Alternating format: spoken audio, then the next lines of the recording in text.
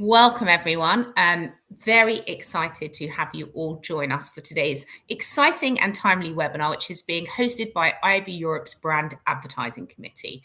My name is Helen Muzzard, and I'm thrilled to welcome you on behalf of IAB Europe. So today we've got an incredible lineup of industry experts who will share their insights into the role that trust and transparency plays within our industry. We'll be diving into key issues that are shaping our industry, from the rise of new channels and technologies like AI and audio to the growing focus on sustainability and the ongoing importance of privacy and data transparency. These are all critical factors for building a more transparent, trustworthy, and sustainable digital future, one that aligns with IAB Europe's mission to support a thriving and responsible digital ecosystem. So before we get started, just a few housekeeping notes. We are live, so thank you for making the time for us. The webinar is being recorded, and we will be making it available to you in the upcoming days. It'll be uploaded onto IAB Europe's website, and if you have registered for it, it'll also be emailed to you. Because we're live, we encourage you to get involved in the conversation. You can submit any questions that you have for the panelists using the Q&A box at the bottom of your Zoom screen, and our moderator, Simon, will try and do a great job of integrating those questions throughout the session, but also we have got time at the end for the Q&A portion of this. This session, as I stressed, is a really important part of IAB Europe's ongoing efforts to support the industry in navigating digital advertising, especially as we look ahead to 2025 and beyond. Trust and transparency are central to everything we do, from programmatic trading to privacy management. And today's discussion will explore not only the challenges, but also the opportunities that lie ahead. So we're really, really pleased that you could all join us today. So with that, I'm honoured to introduce our expert moderator, Simon Housted, who's Senior Advisor, IAB Europe, who will guide us through today's debate and will introduce his panel. Simon, over to you. Thanks, Helen, and apologies to everyone. I've got a cold, which is exactly what you want when you agree to moderate a panel. So if I crack up as we go, don't worry about it. Look, this is the great debate. It's the perennial debate. Trust and transparency is always a debate in our industry and has been for a number of years, but has been really top of mind this year with a number of stories in the news and also developments around things such as AI. So we're going to have a pretty lively debate. I've got a great group of people to talk to, and we're going to dive straight into it. So I'd like to welcome Estelle Reel, CMO, DK, Benjamin or Ben Massey from Triton Digital, Lucy Hall, Programmatic Director at Zenith, and Sebastian Grant, Privacy Manager at Google. In order to kick this off, we're just going to start and allow you guys to give a 1-minute session of what does trust and transparency mean to you? And also you may want to do 30 seconds on your actual role in your organization as well. So if we go by the order on the slide, let's go to Estelle first. Hi, everyone. Thanks, Simon, and thank you for having me. I'm Estelle. I'm the CMO of DK. DK is a French solution to measure and manage the carbon footprint of online and offline campaigns. So we do not only measure digital, but also TV, radio, print, and out of home. So to me, trust and transparency is of course about MFA at first, brain safety, but also sustainability.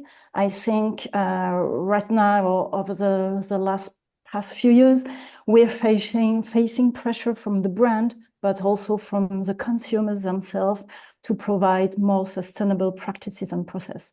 So for me, now trust and transparency is about sustainability. Excellent, and a really interesting take on it as well. Let's see what Ben feels. Ben, what do you feel trust and transparency really drives at? Yes, hi. So just before answering that question, so Triton is really focused in the audio space. So we work with radio broadcasters, podcasters, and music services. We have clients across the globe. So from our perspective, it's a two-way street. It's a question of making sure the brands meet the right type of content, and the content, because we have a lot of talk content, especially in the podcast space, get the right type of advertiser inserted in their content. So we have the good match, which produce the right result. And in terms of transparencies to make sure we understand where the content is coming from, as well as where the advertiser is coming from. Audio is a bit protected compared to display and video by having less ad tech players connecting across each other. So it's a bit cleaner, but nonetheless, we want to keep it like that. Excellent. And then let's see what does trust and transparency feel like from the buy side, Lucy? Let's come to you. Cool. Yeah, so I'm Lucy. I'm a programmatic business director at Zenith. So I look after a team that handle programmatic strategy and activation for a huge number of clients. Ben, you mentioned there about cleanness. I think that's similar for me with trust and transparency, meaning largely how can we reduce the unknowns so that all parties, so publishers, partners, buyers, and the people that see the ads as well, can see and understand how the system works. And then let's come to Seb. Seb, how do you feel, particularly with a view on privacy as your core role? What do you think trust and transparency means? Hi everyone. So first, I'm Sebastian. I'm the privacy lead for Google's team that works with industry associations like IAB Europe across Europe. And I think trust in general is like an integral part of every business relationship, and transparency is one way how you can strengthen trust in your brand, in your platform, your product. And I think when it comes to transparency for online advertising, I think it's about knowing what kind of data is used to show me an ad, who paid for it, and also having the opportunity to influence the ad experience that you have on a certain website. So, and I mean, especially for a company like Google, trust is essential for everything we do. So we're trying exactly to provide the aforementioned transparency to our users, and of course protect our users' data. And look, I think even those great answers from everyone just highlight how broad this topic can be, but also the different angles you need to consider. There's the relationship to the consumer. How are they being seen? How is their data being used? There's the commercial business relationship between parties and actors in the space. How is that being conducted? And is there good trust and good behavior there? And then also, what is the appropriate depth of reporting? And where do those consumer and B2B elements come into some degree of conflict? And there is some conflict about full transparency on data that can come back to actually impact the consumer's rights. And it's a very careful line that we have to juggle. So thank you everyone for a great start. That's warmed us up. We should be feeling nice and relaxed now. So we're going to go into the next question. We're an industry that's largely been self-regulated. We're a 25-year-old industry. Let's call ourselves 25. We could argue 28. I started a few years before that. But 28-year-old industry, largely still self-regulated, right? Increasingly, though, regulations are starting to appear in the globe in a number of different areas, including privacy, including transparency. So I'm going to start with Estelle. Do you think self-regulation is enough to ensure transparency in digital advertising? Yeah, I think self-regulation is enough because it's the way to speed the process, to be honest. If we wait for stringent government regulation, it's going to be taken ages. I can give an example of French market. For example, in France, last year in December was created a Sustainable Digital Ad Trust label. Is anyone has heard about that? That Sustainable Digital Ad Trust. So basically, it's for all media sales houses to be audited every 6 months about their trust and transparency processes. So everyone is signing, audited. So they must demonstrate that they have brand safety tool, that they facilitate the user experience with minimizing the number of ad formats. So this is going very well because now the industry is very transparent about this, and every media sales houses is joining the program of the SRI. So I think it's an example of a very good practice about self-regulation from the industry itself. And Seb, anything you want to add to that, or do you have any thoughts about any risks that come with more stringent government regulation? Well, I mean, you could say, like, when you said we are an industry pretty much like governed by self-regulation, you could point like to like new regulations that come up recently that kind of like show the opposite, like looking at DSA, DMA, etc. So I think we're getting more and more regulated. But I think in general, from an industry perspective, I feel like we appreciate that self-regulation has really great power, really in complementing legal frameworks. But they really need to be meaningful and have a real impact. So to avoid that governments are stepping in or feel the need to step in. So when we do self-regulation, we need to do it right. And I mean, looking at data, they show that consumers are losing trust in the digital marketing ecosystem. But as we talked, this is vital to keep up the thriving internet that we know.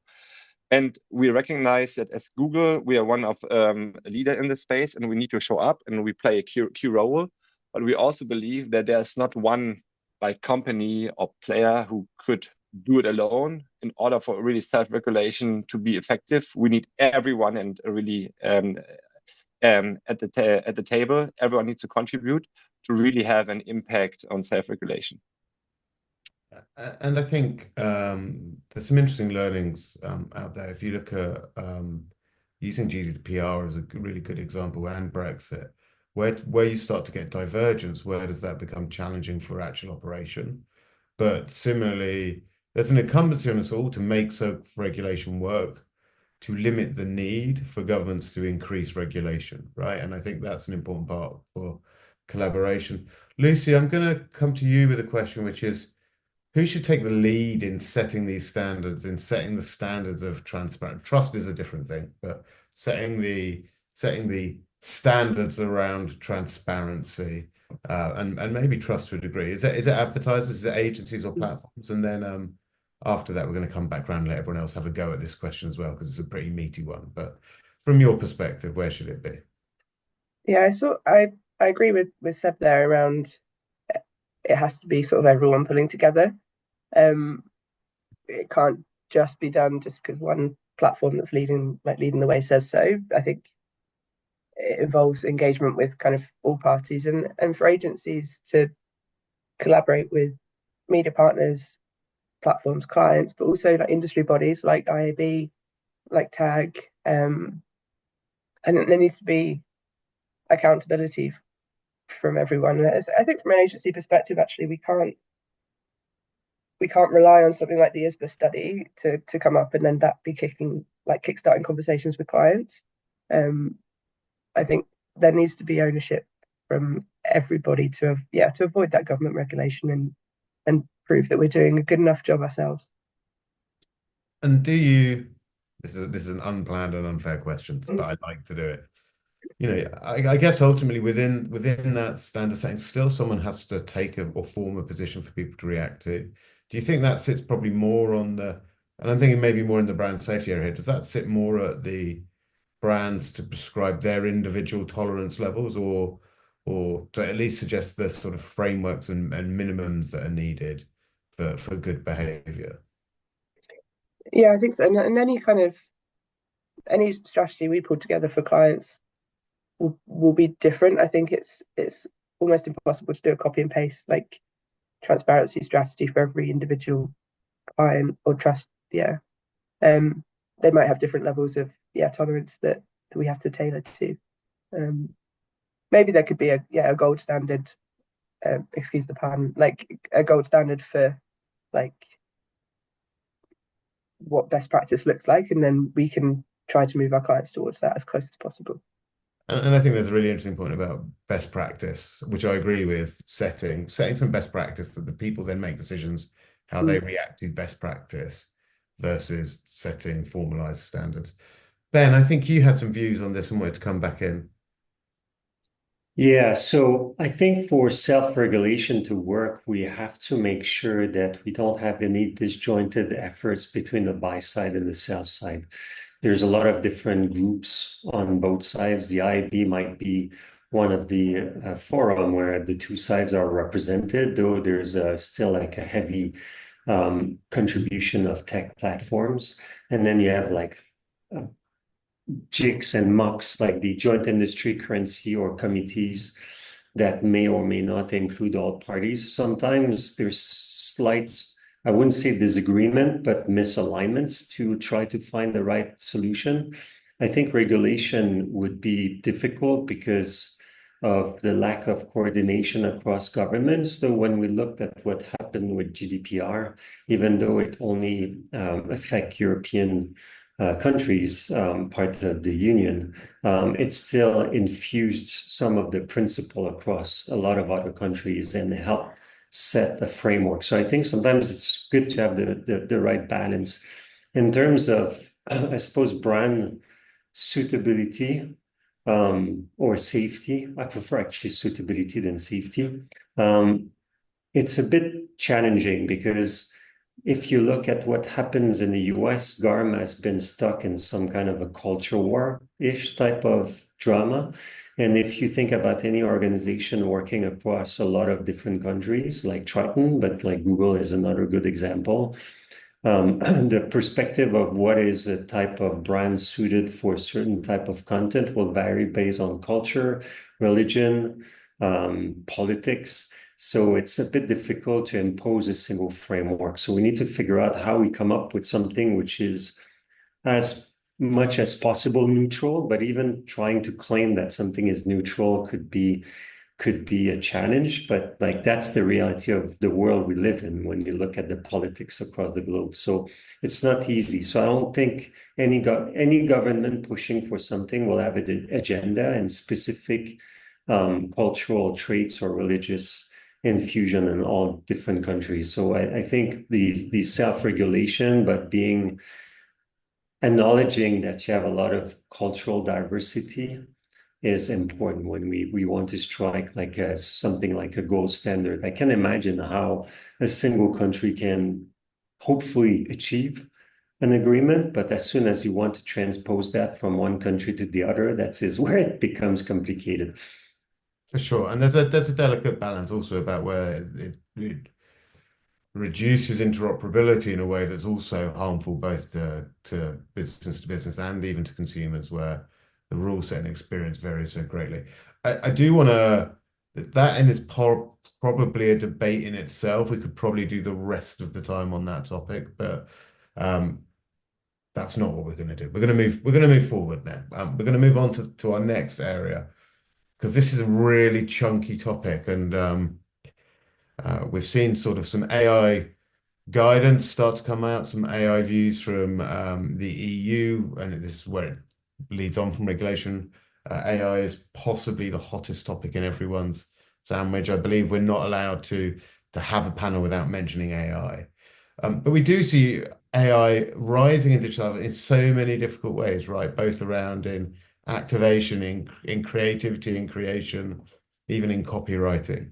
So with the rise of AI in digital advertising, how do we balance innovation with ethical concerns around data privacy and manipulation? And Seb, I'm going to come to you first. Oh, Seb. Yeah, sorry. It just took me a while to find the unmute button. Sorry. No, obviously AI is a very important topic, and there are certainly tensions between, like as you laid out, between the usefulness and also the concerns. So just generally speaking, for us, the main goal is like to make AI helpful for everyone, so we really can improve lives of as many people as possible, because we truly believe that AI has the power to really do a lot of good things for society. And as you can see, like also from last week's Nobel Prizes, there were some areas where like AI played a key role when it comes like in handing out the awards. But we think that we need to approach this kind of, we call it like bold and responsible way, working together. And that means, like, in order really to maximize the positive benefits to society, while also addressing the challenges that we have. And for us, it's important for us, the guiding principles are our so-called AI principles that guide the development throughout the whole process from start to finish. And it's really to put the beneficial use for users and the safety and also the avoidance of harms above business consideration. So this is how we're trying to do it. And I know there are other also companies out there doing the same, but I feel like those really strict principles that incorporate also ethical guidance and put society, or like the use for the society atop above everything else, is very critical.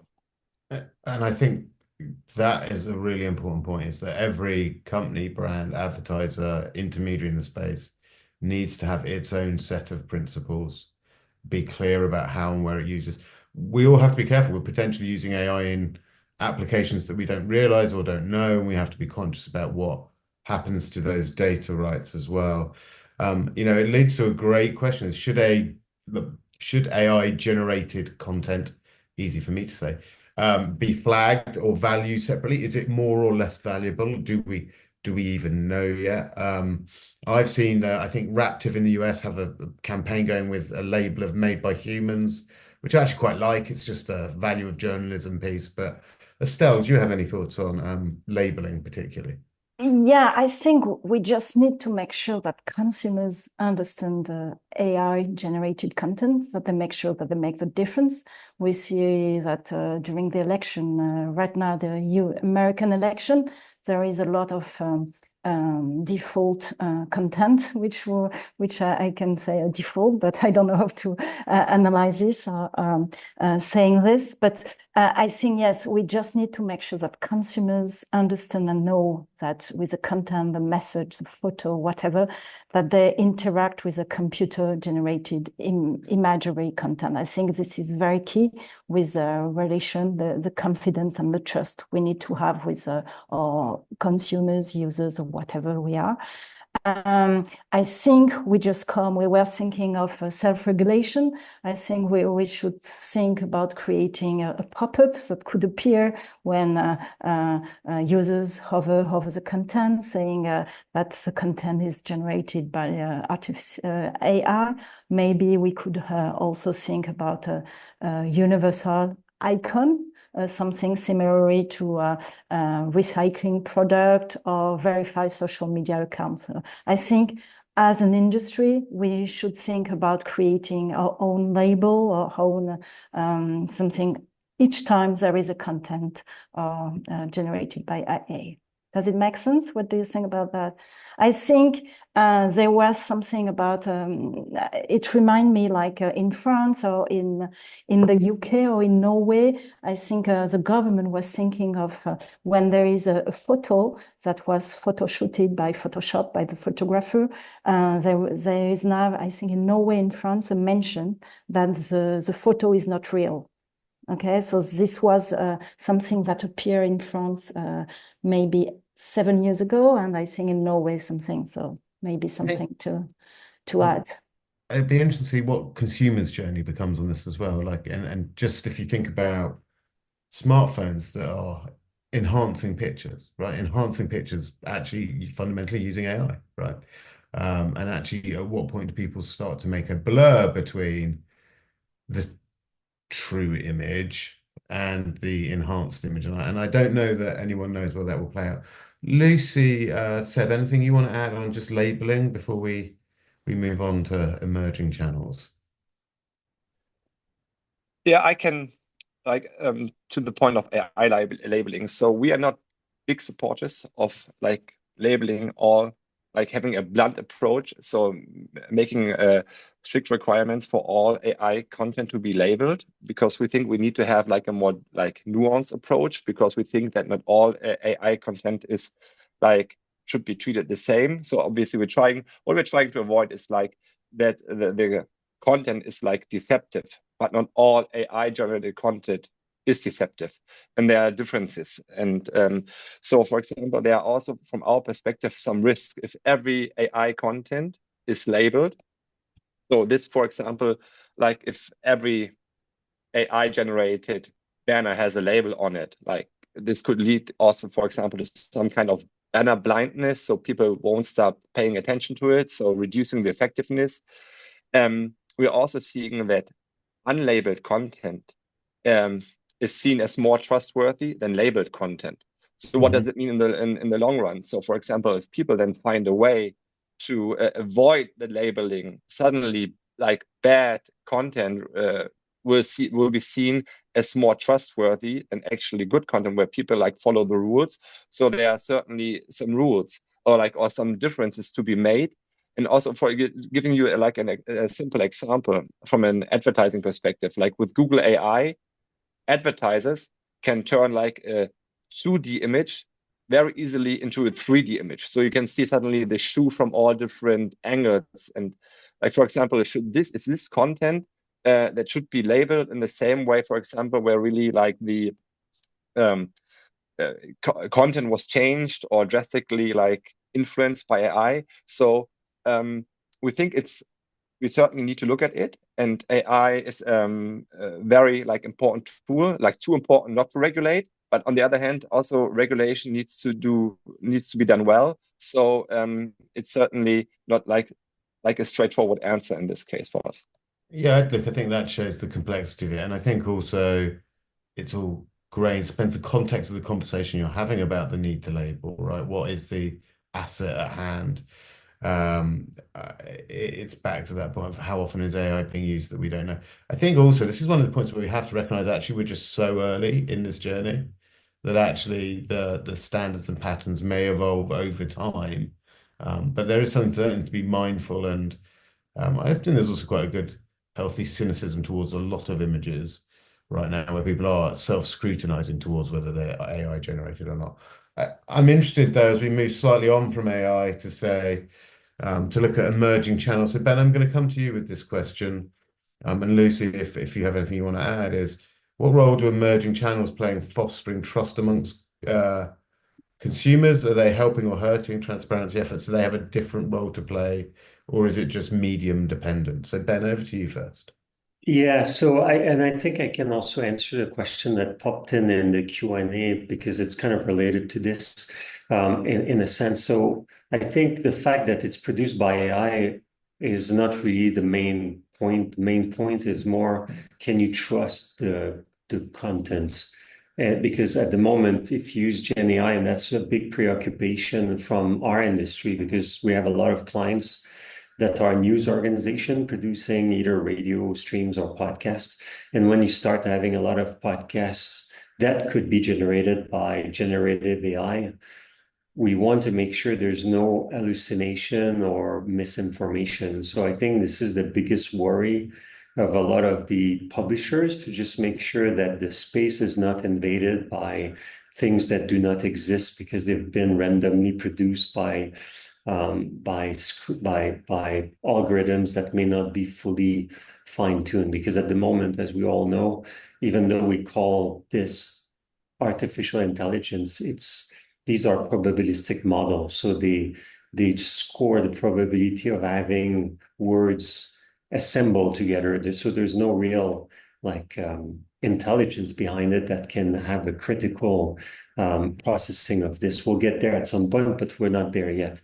So that's key. And then what we don't want is for the advertisers to start spending money on generated on AI-based sites at the detriment of all publishers hiring humans that produce quality content. So to strike the balance in between both, because you may have the problem or the challenge, I would say, because it's not a problem per se, more a challenge that we need to see how we harness the value, is you could come up with the type of content that will perform the best from an advertising campaign. And I'm not saying here about fraud, like literally good content with the right brand match. But then if it's at the detriment to having the rest of the web suffer and we don't have diversity of voice and diversity of sources, then that's a problem. So we need to strike the balance. So I think emerging channels are good, like audio or in-game audio or out of home, anything that is not like display and video. The problem is more that sometimes all of the standards or regulations, we're not necessarily thinking about all of the exceptions. Like a simple example, when you read a lot of the different privacy frameworks or consent frameworks on all of this, they presume there's a visual aspect to a campaign. They will say, okay, you need to have a pop-up to agree, or you need to have a pop-up that has a disclaimer. But if you listen to a podcast on a smart speaker or even your phone, you don't have any visual aspect. So automatically, does this make the channel a problem? I don't think so. It's more like, okay, what the legislators or the other players had in mind is just not suited for the audio space. So we just need to adapt and agree on how we make it inclusive. So I think this is more about inclusivity and diversity of channel, because there's a lot of people consuming podcasts. So saying that podcast or audio, if I take like audio and split, but that could be applicable to any other emerging channel, to say it's a problem, I think is the wrong way to see it. It's more, okay, there's a lot of consumers consuming the content that way. If the audience measurement or campaign attribution or trust mechanism do not work, we shouldn't just ignore that channel. We should work as an industry to see how we fill in the gap and make it fit. Because for the advertiser, since there's an audience there, they should find a way to easily be able to trade on this versus having to use a lot of bespoke technologies. So that's a bit the spirit of why Triton has been involved at the IAB for ages, and we contributed on standards to just make sure they are compatible with what's out there. There's also an important point about recognizing the uniqueness of each channel, and that, to your point, that it doesn't get forced into an inappropriate bucket in terms of process, and you actually, I think from the plan and buy side, plan and buy appropriately as well. Lucy, any thoughts on that? If not, I'm going to jump on to data collection, everyone's favorite topic. Not really. Only other than podcasts being created by AI is quite scary for me, for an advertiser. I wouldn't want to put my brands there just yet. That's a really interesting space. There's some quite interesting work being done. We should talk more about that later, Lucy, but maybe not for everyone on the call. So let's talk about, we talked a lot about trust. Let's focus a little bit on consumer trust and how we build those relationships with consumers. In what ways can we as an industry improve transparency around data collection and usage to rebuild consumer trust? I think, we all know the experience of surfing the web in Europe, or using apps on your phone, be it an iOS device or an Android device. I think there are other operating systems, but that will cover them. Anyone want to lean into this? What responsibility do we all have? And I'm probably going to come to you, Seb, without trying to drive you too deep into sandbox specifics here. No, I promise we'll not mention sandbox on this one. Well, I can if you want. No, but I think this question goes also back to the points I made at the beginning. So how can we provide transparency and what is important to the user? So who paid for the ad, what data was used to show me the ad, and maybe how can I influence my ad experience? So, but this also means, like, if we want to do this broadly, that making the web safer, like, means also building or creating this transparency means building tools and technologies that help protect users, provide access to trustworthy information, and enable also transparency and accountability. The challenge that we see here is that this information is often spread across multiple stakeholders across along the supply chain, so which makes it hard to find or surface this information. So, for example, but this is why overarching initiatives, like, for example, that those from IAB Europe together with the EDA, where they work together to come up with an industry solution to meet the DSA transparency requirements, are even more important in the future.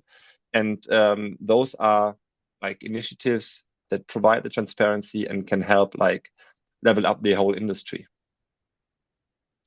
And any thoughts from anyone else on that conversation?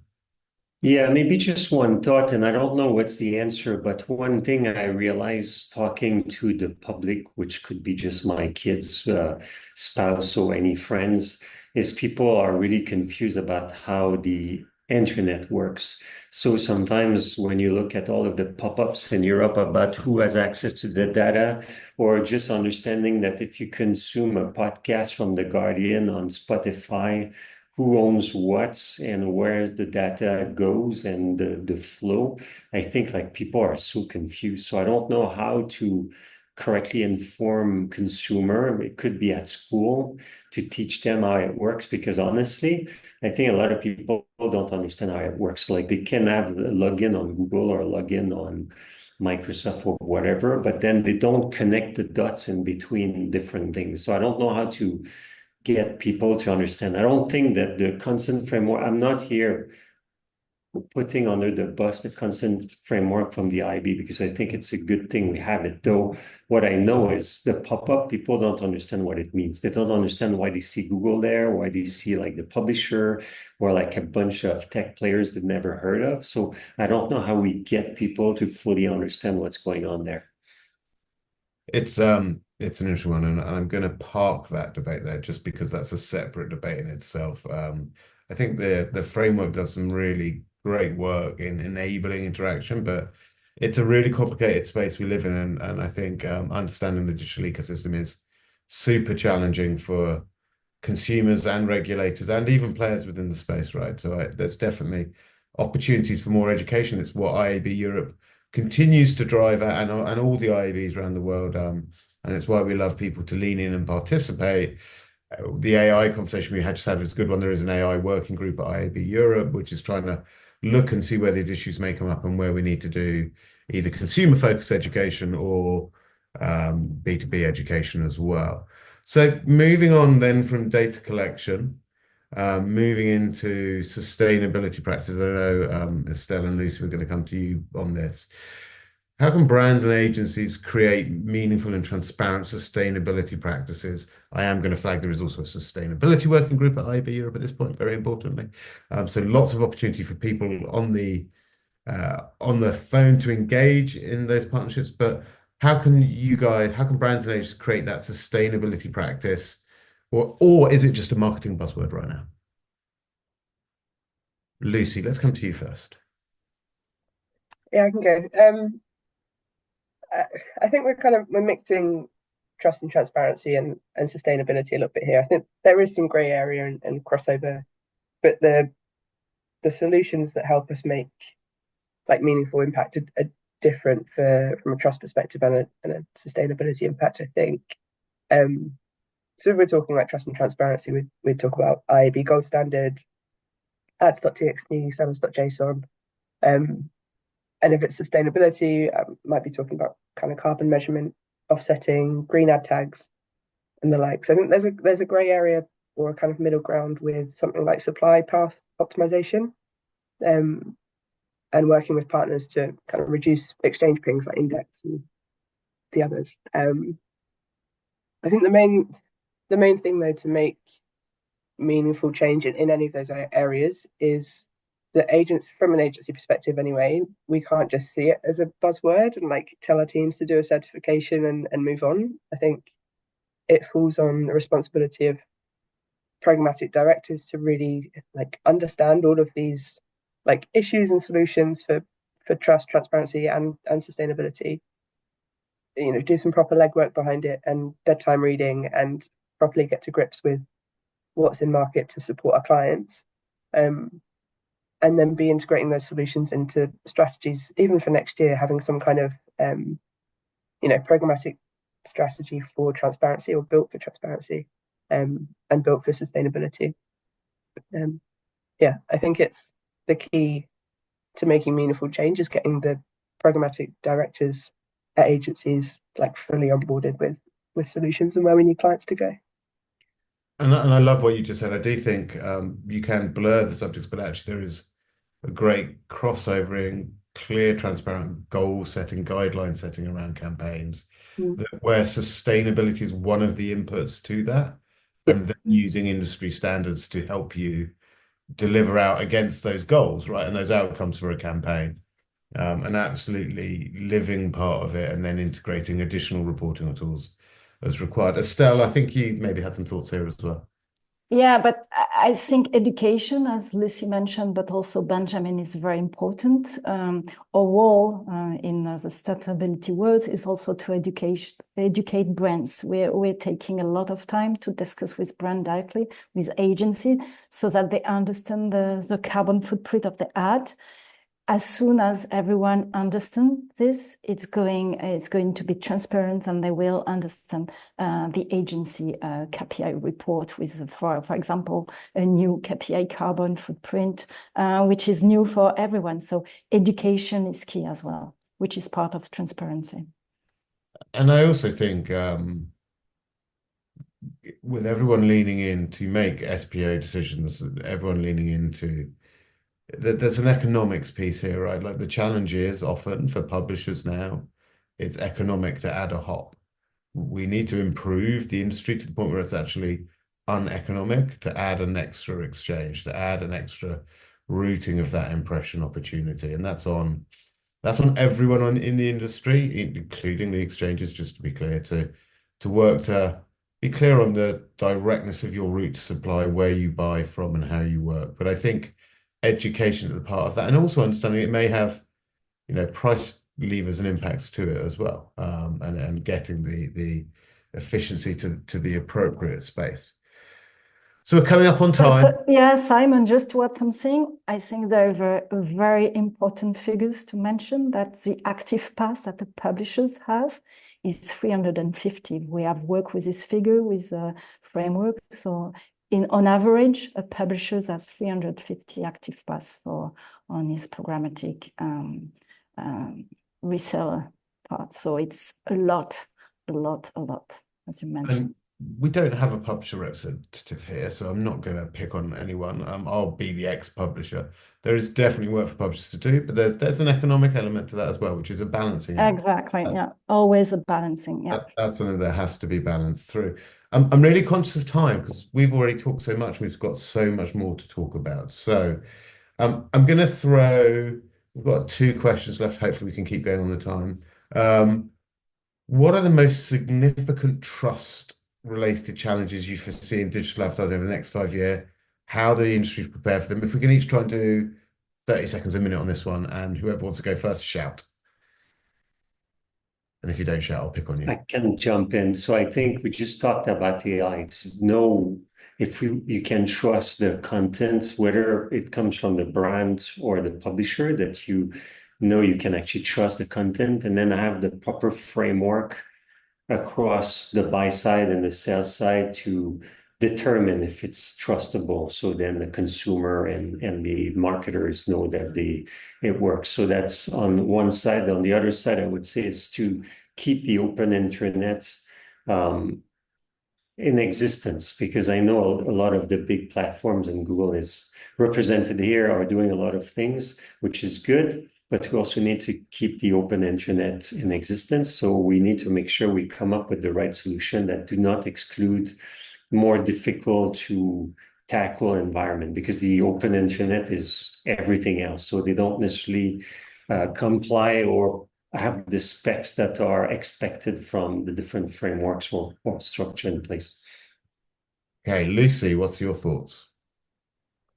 I think I'm going to go a bit rogue because I've only got 30 seconds in my answer, to say it's probably hard to be definitive on a prediction of what the biggest challenge is going to be, right? Because we can all talk about AI or MFA or brand safety, but the biggest challenge for the industry, I think, is just going to simply be the speed at which it changes. So, and keeping up with that. So we've all seen a slide that's in the last 5 years, Cambridge Analytica, GDPR, Google launching consent mode, the third-party deprecation, go and no-go, OneTrust, all of those things have been done in the last 5 years, and the industry has had to react and move with that. And I think that's going to keep being the biggest challenge over the next 5 years is maintaining our reaction speed.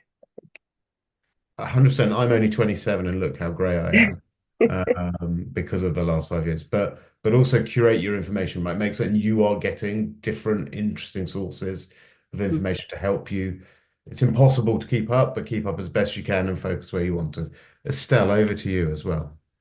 This is something that we discuss, but responsible AI and ethical AI is one of the most challenging for me but we already discussed that. For me, it will be the key point. And then Seb, to you. Yeah, look, I think generally speaking, our industry is under a lot of scrutiny. And if you look at what's probably coming out of the next European Commission, that will look more into how our industry works.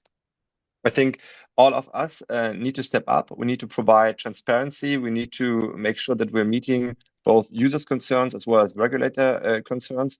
And we need to pivot more to using more privacy-enhancing technologies that limit data collection so that we can really provide a good experience for our users in the future. And then the final question we have, if there's any questions in the field out in the webinar, please do fire them and we'll try and answer them. We're going to try and close off in about 5 minutes, I think. But our final question is, what do you see as the next steps to shape a better digital future in trust and transparency? And I know you sort of touched on them maybe a little bit in your last answer. If there's anything you want to expand there, please feel free. Anyone, by the way, at that point. Well, then I can quickly start. So I think for us, like the next step would be, I think, like really, how can we create like a cohesive experience? We talk so much about the information we want to provide to users, but how can we really create a cohesive experience across websites, apps, so that users know where they can find information, and how can we as an industry come together like to align on those tools that we want to provide to our users?